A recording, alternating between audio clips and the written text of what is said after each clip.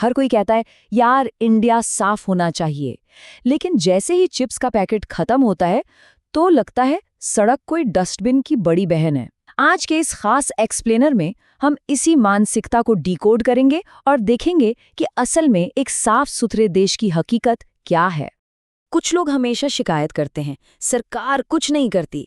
अरे भाई, सरकार सफाई करेगी, नियम भी बनाएगी, लेकिन क्या वो हमारे पीछे पीछे घूमकर हमारे हाथ से कचरा भी पकड़ेगी?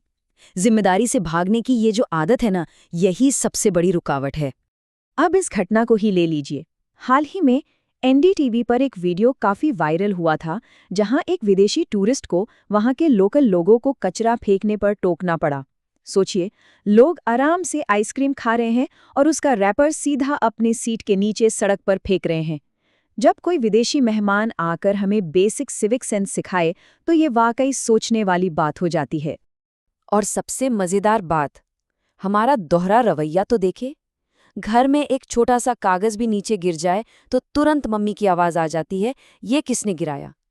लेकिन वही इंसान बाहर जाकर प्लास्टिक सड़क पर ऐसे फेंकता है जैसे कोई फर्क ही नहीं पड़ता। वाह, मतलब घर अपना है और ये सार्वजनिक सड़कें किराए पर ली हुई हैं क्या? अब ये समस्या कितनी विशाल है, जरा इन आंकड़ों पर गौर कीजिए।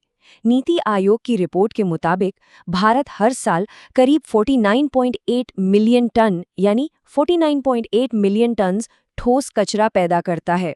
ये कचरे का इतना बड़ा पहाड़ है जिसे हम यूं ही खुले में बिल्कुल नहीं छोड़ सकते। अगर हम रोजमर्रा की बात करें तो हर साल 62 मिलियन टन म्युनिसिपल कचरा और हर दिन 26,000 टन प्लास्टिक वेस्ट निकल रहा है। और सबसे डरावनी बात पता है क्या है? इसमें से सिर्फ 20% ही ठीक से प्रोसेस होता है। बाकी का सारा मिक्स कचरा सीधा लैंडफिल में जाता है, सड़ता है और मीथेन जैसी गैसें छोड़ता है, जो क्लाइमेट चेंज को और भी बदतर बना रही हैं। लेकिन इन सब के बीच एक नया ट्रेंड शुरू हो गया है, दिखावटी एक्टिविज्म। सोशल मीडिया पर सबको पर्यावरण बचाना है।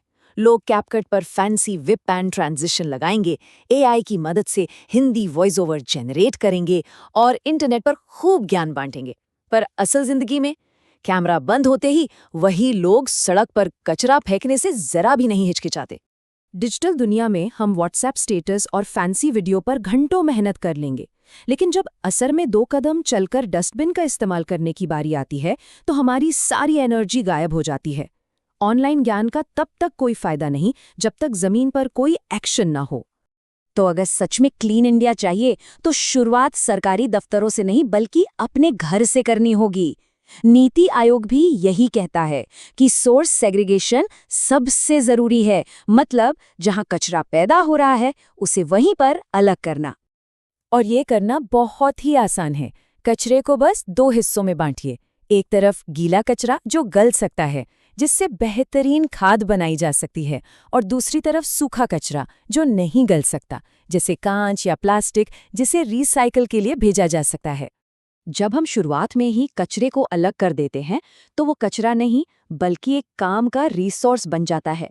इससे रिसाइकल करने वालों को बिना मिलावट का साफ कचरा मिलता है, लैंडफिल का बोझ कम होता है और एक शानदार सर्कुलर इकोनॉमी बनती है। तो इस पूरे एक्सप्लेनर से याद रखने वाली सबसे बड़ी बात यह है कि स्वच्छ भारत फेसबुक पोस्ट से नहीं, व्हाट्सएप स्टेटस से नहीं, बल्कि हमारे रोज के एक्शन से बनेगा। और हाँ, जितनी सेल्फी हम लेते हैं उतने पेड़ भी लगा लें तो क्या ही बात है। फिर देखना, पर्यावरण भी खुश और आने वाली पीढ़ियां भी खुश। इस विश्लेषण को हम एक सवाल के साथ खत्म करते हैं। आज हमारा अगला असल कदम क्या होगा? तो दोस्तों, आज से कचरा डस्टबिन में ही डालिए, क्योंकि याद रखिए, सड़क कोई नौकरानी नहीं है।